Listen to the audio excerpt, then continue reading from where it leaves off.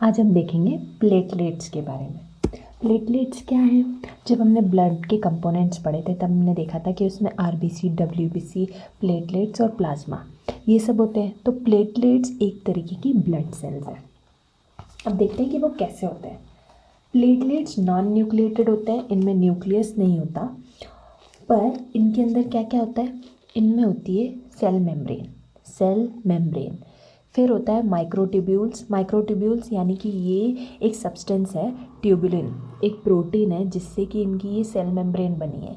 अब platelets normally इस form में होते हैं और ये एक्टिवेट होने के बाद में ऐसे फॉर्म में चले जाते हैं। तो अब इस स्ट्रक्चर को मेंटेन करने के लिए जिस प्रोटीन की ज़रूरत होती है उसको, वो होता है ट्यूबुलिन, जिसकी वजह से प्लेटलेट अपने इनएक्टिवेटेड स्टेट में एक डिस्क जैसा शेप बनाए रख सकते हैं। फिर और क्या होता है? साइटोप्लाज्म के अंदर प्रोटीन्स होते हैं, हार्मोन्स होते हैं, एंजाइम्स होते हैं, ये सारी चीज़ें होती हैं। प्लेटलेट्स की रेंज कितनी होती है? 2 लाख से 4 लाख पर क्यूबिक एमएम ऑफ ब्लड में इतनी रेंज होती है प्लेटलेट्स की। फिर इनकी लाइफ स्पैन कितनी होती है? 8 to 11 डेज तक ये जीते हैं और इनका साइज यानी डायमीटर होता है 2.5 माइक्रोन, यानी ये आरबीसी और डब्ल्यूबीसी दोनों से ही छोटे होते हैं। अब देखते हैं कि प्लेटलेट के अंदर ग्रैन्यूल्स होते हैं।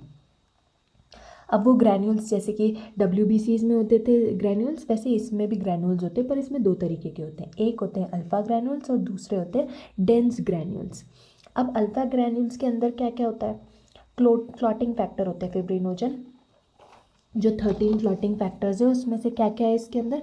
फिब्रिनोजन है, फिर फैक्टर 5 यानी लिबाइल फैक्टर है, और फैक्टर 8 फैक्टर नहीं 13 फैक्टर 13 यानी कि फेब्रिन स्टेबलाइजिंग फैक्टर है। फिर प्लेटलेट डिराइव्ड ग्रोथ फैक्टर। अब इसमें जो प्लेटलेट्स के बढ़ने के लिए जिस फैक्टर की ज़रूरत होती है वो भी इसके ग्रैन्यूल्स में है।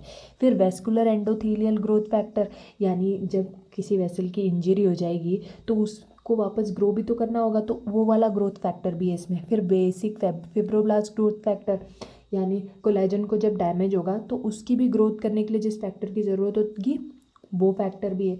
फिर एंडोस्थेटिन और थ्रोम्बोस्पोडिन, अब ये दोनों भी क्लॉटिंग में ही हेल्प करते हैं। फिर ये सब्सटेंस, ये जिगजैग सा साइन दिख रहा है, ये कैनालिकुलर सिस्टम है। अब जो ग्रैन्यूल्स हैं, प्लेटलेट अपने ग्रैन्यूल्स बाहर कैसे रिलीज़ करेगा? वो इसके थ्रू रिलीज़ करता है, तो इसको बोलते हैं, ये एक डेलिकेट सा टनल जैसा काम करता है जिसके अंदर से वो अपने ग्रैन्यूल्स के अंदर से जो ये सारे सब्सटेंस है, जिस सब्सटेंस को बाहर रिलीज़ करना है उसको वो एक कैनालिकुलर सिस्टम के थ्रू रिलीज़ कर देता है। फिर अब इसकी सेल मेम्ब्रेन में क्या क्या होता है? सेल मेम्ब्रेन में होता है ग्लाइकोप्रोटीन्स ये ध्यान रखते हैं। अब प्लेटलेट्स का काम क्या है कि कहीं पे इंजरी हो गई है तो वहाँ पे प्लेटलेट सारे इकट्ठा होकर चिपक जाते हैं। तो अब ग्लाइकोप्रोटीन जो है उसके सेल मेम्ब्रेन में ये बात ध्यान रखता है कि प्लेटलेट नॉर्मल सिचुएशन पे ब्लड वेसल पे ना चिपके, क्योंकि अगर नॉर्मल ब्लड वेसल पे अगर प्लेटलेट्स चिपक गए तो ब्लड फ्लो रुक जाएगा। तो इसीलिए ये ग्लाइकोप्रोटीन्स तब तक काम करते रहते हैं जब तक कि कोई इंजरी नहीं होती जहाँ पर प्लेटलेट को चिपकने की ज़रूरत ना हो। जैसे ही वो चिपक जाते हैं, जैसे ही कोई इंजरी हो जाती है तो फिर ये ग्लाइकोप्रोटीन्स काम नहीं करते। फिर उसके बाद में दूसरा क्या होता है इसमें होते हैं फॉस्फोलिपिड्स जो कि क्लॉटिंग रिएक्शंस को बढ़ाते हैं। फिर ये मतलब अगर प्रीकर्सर्स होते हैं प्रोस्टाग्लैंडिन रिलेटेड सब्सटेंस के, यानी अगर बॉडी में कोई इंजरी हो गई है तो पेन नहीं होना चाहिए ना, और हीलिंग जल्दी होनी चाहिए, तो उसके भी प्रीकर्सर्स होते हैं, उसमें बनाने में भी हेल्प करते हैं। फिर इसके जो डेंस ग्रैन्यूल्स में क्या क्या होगा? न्यूक्लियोटाइड सेरोटोनिन क्या करता है? सेरोटोनिन वैसो कंस्ट्रक्टर है, यानी कि ये वेसल्स को कंस्ट्रक्ट करता है। फिर फॉस्फोलिपिड वही जो यहाँ नीचे बताया था। फिर कैल्शियम और लाइजोसोम्स। कैल्शियम भी एक तरीके का क्लॉटिंग फैक्टर है, 4th नंबर का क्लॉटिंग फैक्टर है वो। फिर लाइजोसोम्स।